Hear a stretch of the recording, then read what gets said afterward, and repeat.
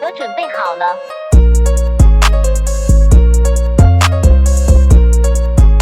အားလုံးပဲမင်္ဂလာပါခင်ဗျာ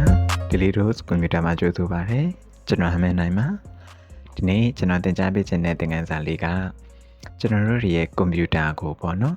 ကျွန်တော်တို့တွေအလွယ်ကူဆုံး password ဘယ်လိုမျိုးခတ်ရမလဲ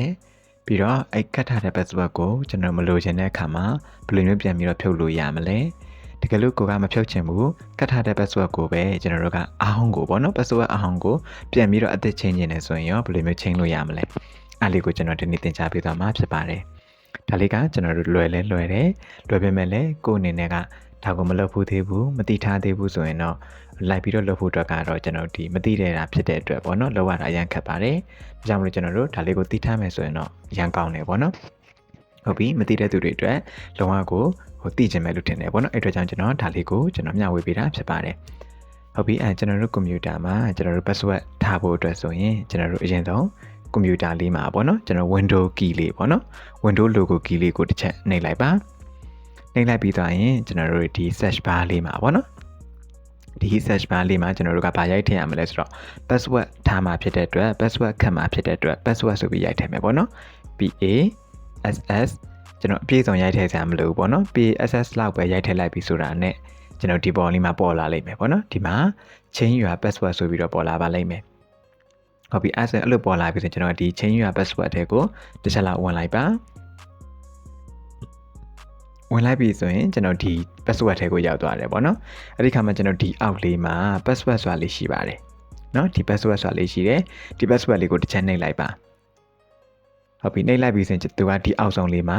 add ဆိုပြီးတော့ပြနေတယ်ပေါ့နော်ဟုတ်ပြီကျွန်တော်ကတခါမှကိုယ့်ရဲ့ကွန်ပျူတာက password မခတ်ဘူးသေးတာဖြစ်တဲ့အတွက်ပေါ့နော် password မခတ်ထားတာဖြစ်တဲ့အတွက် password မထားတာဖြစ်တဲ့အတွက်ဒီမှာ add ဆိုပြီးတော့ပေါ်တာပေါ့နော်ကိုကငကိုအစနှောက password ထားခဲ့တယ်ဆိုရင်တော့ဒီနေရာမှာ add ဆိုပြီးမပေါ်ဘူးပေါ့နော်ဟုတ်ပြီအဲ့ဒါကဒီမှာအခုမှ password ထားမှာဆိုတော့ဒီမှာ add ဆိုပြီးတော့ပေါ်တယ် add လေးကိုတစ်ချက်နှိပ်ပေးပါဒါဆိုရင်ကျွန်တော်ဒီမှာ create a password ဆိုတဲ့ခေါင်းစဉ်လေးနဲ့ဒီလို box လေးပေါ်လာလိမ့်မယ်အဲ့ဒီခါမှာသူကဒီပထမအဆုံးတစ်ခုကတော့ new password ပေါ့နော် new password မှာကျတော့ကျွန်တော်တို့က password အသစ်ပေါ့နော်ဟုတ်ပြီကျွန်တော်ဘယ် password ကိုထားချင်တာလဲကိုကြိုက်တာကိုထားလို့ရတယ် ABCD အခရာတွေရိုက်ထည့်လဲရတယ်ဒါမှမဟုတ်1 2 3လေးရိုက်ထည့်လဲရတယ်ကြိုက်တာထားလို့ရတယ်ပေါ့နော်ဥပမာအနေနဲ့ကျွန်တော်ကဒီလွယ်လွယ်ကူကူလေး1 2 3 4ဆိုပြီးကျွန်တော်ထားလိုက်မယ်နော်1 2 3 4ဟုတ်ပြီပြီးကျွန်တော်ဒီအောက်ကကျတော့ confirm password ဆိုတာကျတော့ဒီအပေါ်မှာရိုက်ခဲ့တဲ့ password အတိုင်းပဲအဲ့ဒါကိုပြန်ပြီးတော့ confirm လုပ်မှာပေါ့နော်အတည်ပြုမဲ့အနေနဲ့ပြန်ရိုက်ပေးရမှာပါနောက်တစ်ချိန်ပေါ့နော်ဒီနေရာမှာကာစာလေးချလိုက်မယ်ကာစာလေးထောက်ပြီးတော့1 2 3 4ဟုတ်ပြီနော်အဲ့ကျွန်တော် password နှစ်ခုတူအောင်ရရမယ်ပေါ့နော်ပြီးတော့ဒီအောက်ကကျတော့ password hint ပေါ့နော် password hint ကတော့ကျွန်တော်ဒီသဲလွန်စာအနေနဲ့ထားတာပေါ့နော်ကိုယ့်ရဲ့ password လေးကိုမှတ်မိလောက်မဲ့ပုံစံအနေနဲ့သဲလွန်စာထားတာပါဥပမာအနေနဲ့ကျွန်တော်ဒီထဲမှာကာစာလေးချလိုက်ပြီးတော့တစ်လေးလုံးလိုရိုက်ထည့်လိုက်မယ်ပေါ့နော်1111ဟုတ်ပြီနော်အဲ့လိုလေးရိုက်ထည့်လိုက်မယ်ပြီးသွားပြီဆိုရင်ကျွန်တော်ဒီမှာ next ပေါ့နော် next လေးကိုနှိပ်ပေးပါပြီးသွားပြီဆိုရင်ဒီမှာ finish ပေါ့နော် finish လေးကိုနှိပ်ပေးလိုက်ပါ okay ဒါဆိုရင်ခဏစောင့်လိုက်ဟုတ်ပြီဒါဆိုရင်ရသွားပါပြီကျွန်တော်ဒါလေးကိုဒီဘက်က close လေးနဲ့ပိတ်လိုက်မယ်နော်ဟုတ်ပြီဒါဆိုရင်ကျွန်တော်ရပြီပေါ့နော်ဥပမာကျွန်တော်က password ခတ်ပြီးသွားပြီဖြစ်တဲ့အတွက်ကျွန်တော်ဒီမှာ shut down လုပ်လိုက်မယ်ပေါ့နော်ကျွန်တော်ဒီမှာပါဝါမှာကျွန်တော်ဒီမှာ shut down ပိတ်လိုက်တာဖြစ်လုပ်လိုက်ပြီဆိုရင်ကျွန်တော်တို့ပြန်ဖွင့်လိုက်တဲ့အခါမှာပေါ့နော်ကျွန်တော်တို့ပိတ်မပြပေးတော့ဘူးနော် record လုပ်နေတာဖြစ်တဲ့အတွက်ပါဟုတ်ပြီအခုက shut down လုပ်လိုက်ပြီ shut down လုပ်လိုက်တဲ့အခါဆိုရင်တော့ဒါစပိတ်သွားမယ်အဲ့တော့ကျွန်တော်ပြန်ဖွင့်လိုက်ပြီဆိုတာနဲ့အရင်ကလိုကျွန်တော်တို့တန်းပြီးတော့ကွန်ပျူတာကပွင့်လာမှာမဟုတ်တော့ဘူးပေါ့နော် password တောင်းပါလိမ့်မယ် password ကိုရိုက်ထည့်ပြီးမှသာလင်ကျွန်တော်တို့အခုသတ်မှတ်ခဲ့တဲ့1 2 3 4ပေါ့နော်အဲ့ဒီ password ကိုသူကရိုက်ခိုင်းပါလိမ့်မယ် password ကိုရိုက်ထည့်ပြီးမှသာလင်ကျွန်တော်တို့ရဲ့ကွန်ပျူတာကပွင့်လာမှာဖြစ်ပါတယ်ဒါလည်းကျွန်တော်အရင်သုံးဝင်တယ်နော်ကိုကတခြားသူတွေကင်တာမကင်စေးချင်ဘူးဖြစ်ပေါ့နော်ကိုရင်မှာကလေးလေးတွေရှိလို့ကလေးလေးတွေဝင်စောမှာစိုးရင်ပဲဖြစ်ဒီလိုမျိုးလေးကျွန်တော်တို့ password လေးထားလို့ရပါတယ်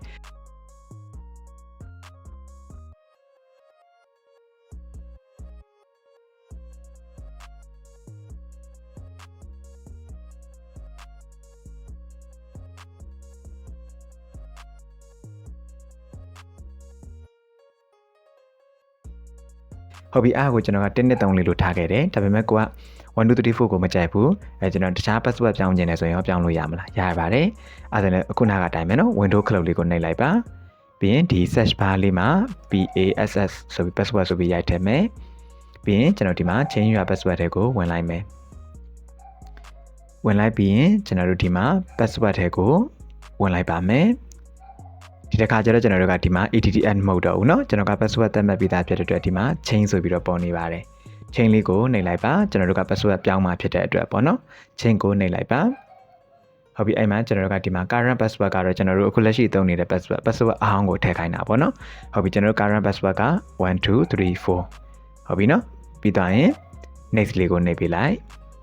ဟုတ်ပြီအဲ့ခါမှာသူကဒီမှာ new password နော်အဲကျွန်တော် password အသစ်ထားတော့မယ်ပေါ့1 2 3 4ကနေပြီးတော့ကျွန်တော်ကပြောင်းတော့မယ်ပေါ့နော်ဥပမာကျွန်တော်တို့ကဘယ်လောက်ထားမှလဲဆိုတော့2468လို့ထားလိုက်မယ်ဟုတ်ပြီနော်အဲ confirm password မှာလည်းပဲအဲ့ဒီအတိုင်းပဲ2468အဲ့လိုမျိုးထားမယ်ပြီးရင်ကျွန်တော် password hint ဆွဲနေရလေးမှာကျွန်တော်တို့ကကျွန်တော်မှတ်မိလောက်မယ်ဟာပေါ့နော်2468အစား2244ပေါ့ဟုတ်ပြီနော်အသေးလုံးစားအနေနဲ့ထားလိုက်မယ်ပြီးတော့ရင် next ကိုနှိပ်မယ်ပြီးသွားရင်ကျွန်တော်ဒီမှာ finish လေးကိုနှိပ်ပေးလိုက်ပြီဆိုတာနဲ့ဒါရပြီပေါ့နော်ဟုတ်ပြီဒါဆိုရင်ကျွန်တော်တို့ဒီကွန်ပျူတာကိုပိတ်လိုက်လို့ပြန်ဖွင့်လိုက်တဲ့အခါမှာအရင်တော့ကကျွန်တော်သတ်မှတ်ခဲ့တဲ့1 2 3 4ဆိုတဲ့ password နဲ့ဖွင့်လို့မရတော့ပါဘူးကျွန်တော်တို့အခုအသစ်သတ်မှတ်ထားတယ်ပေါ့နော်အသစ်ပေးလိုက်တဲ့ password ဖြစ်တဲ့2468ဆိုတာနဲ့ပဲဖွင့်လို့ရတော့မှာပါဒါကတော့ကျွန်တော် password သတ်မှတ်ပြီးသားဟာကိုကနောက်တစ်ခုနဲ့ပေါ့နော်အခြားတစ်ခုနဲ့ပြန် change တဲ့အခါမျိုးမှာ change လို့ရတာဖြစ်ပါတယ်ဟုတ်ပြီကွာ password လဲကျွန်တော်တို့ထားတတ်သွားပြီ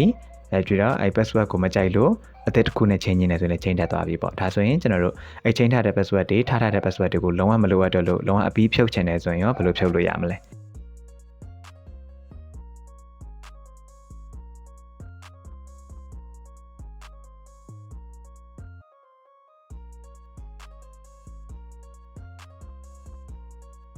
ဟုတ်ပြီနော်အဲ့လိုဆိုရင်လည်းလွယ်ပါတယ်ခုနကကျွန်တော်ပြောသလိုပဲဒီလိုမျိုးကျွန်တော် window key ကိုနှိပ်မယ် password ဆိုပြီးရိုက်ထည့်မယ်ပြီးရင်ဒီထဲကိုဝင်လာမယ်ပေါ့နော်ပြီးဒီ password လေးကိုကျွန်တော်ဝင်လိုက်မယ်ဟုတ်ပြီအဲ့ထဲမှာကျွန်တော်ဒီမှာ chain ဆိုပြီးရှိတယ်ပေါ့နော် chain လေးကိုနှိပ်လိုက်မယ်နှိပ်တဲ့အခါမှာကျွန်တော်လက်ရှိ current password ပေါ့နော်အခုလက်ရှိသုံးနေတဲ့ password ကိုရိုက်ထည့်ပေးရမယ်ကျွန်တော်တို့က2468ဖြစ်ပါတယ်ပြီးသွားရင် next ကိုနှိပ်ပေးပါဟုတ်ပြီအဲ့ခါမှာကွာဒီမှာ new password ဆိုတဲ့နေရာမှာကိုကဘာမှရိုက်မထည့်တော့နဲ့ပေါ့နော်ကွာ password ဖြုတ်လိုက်မှာဖြစ်တဲ့အတွက် blank ပဲထားလိုက်ပါကွက်လက်ပဲထားလိုက်ပေါ့နော်ပြီး confirm password မှာလည်းကွက်လက်ပဲထားပါpower ဒီ password hint မှာလည်းပဲကွက်လက်ပဲထားလိုက်ဘာမှမရိုက်ထည့်ပါနဲ့ပြီးသွားရင်ကျွန်တော်ဒီမှာ next လေးကိုနှိပ်ပေးလိုက်မယ်ဟုတ်ပြီပြီးသွားရင်ဒီမှာ finish လေးကိုနှိပ်ပေးလိုက်ပြီဆိုတာနဲ့ခဏဆောင်လိုက်မယ် okay ဒါဆိုရင်ရပါပြီအဲကျွန်တော်ဒါကိုပိတ်လိုက်မယ်ဆိုရင် okay စက်ကိုပိတ်လိုက်မယ်ပြန်ဖွင့်လိုက်မယ်ဆိုရင် password မလိုတော့ပါဘူးအဲကျွန်တော်တို့ဒီတိုင်းပဲကျွန်တော်ကွန်ပျူတာကပွင့်လာတော့မှာဖြစ်ပါတယ်ဒါတော့ကျွန်တော် password ကိုအလွယ်ကူဆုံးပြန်ဖြုတ်လိုက်တာဖြစ်ပါတယ်ဟုတ်ပြီနော်အဲကျွန်တော်တို့ကဒါလေးကအရင်လဲရိုးရှင်းတယ်လွယ်လဲလွယ်ကူတယ်ဒါပေမဲ့လည်းကိုယ်အနေနဲ့မသိထားဘူးဆိုရင်တော့လောက်ရတာခက်နေမှာပေါ့နော်အဲကြောင့်ကျွန်တော်ကဒီသင်ခန်းစာလေးမှာဒါလေးကိုမျှဝေပေးထားပါ password ကွန်ပျူတာမှာ password ခန့်နေလေးနဲ့ password ကိုpassword number ကိုပြန်ပြီးတော့ change တဲ့အခါမှာလည်းကိုကြိုက်တဲ့ number ကို change လို့ရတယ်